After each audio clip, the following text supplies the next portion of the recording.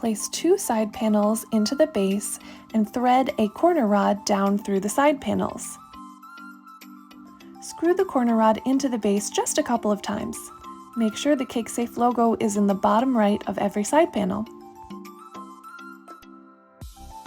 Insert your cake into the approximate center of the CakeSafe base.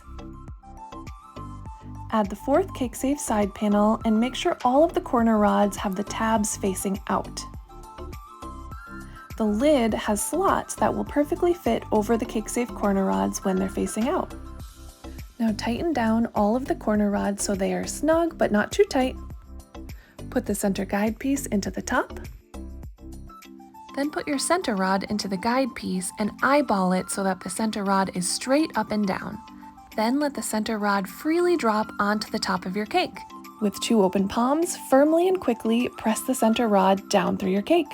The very thin and food-grade stainless steel center rod makes its own hole through your cake, cardboard, and cake drum at the base. Lean the CakeSafe against your body to take weight off of your arms and hands. Removing your fully assembled and decorated cake at the venue is easy and takes mere minutes. Twist the center rod clockwise and pull it up a couple of inches.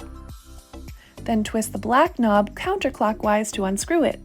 Remove the center guide piece, and then remove the top of the CakeSafe by turning the corner rods out.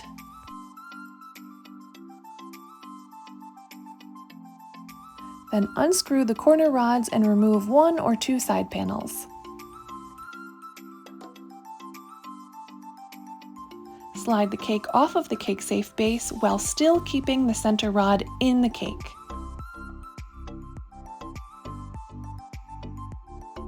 Now slowly twist and pull the CakeSafe center rod out of your cake. Focus on twisting more than pulling. Make the tiny hole disappear by smoothing a dab of buttercream over it or simply add a cake topper.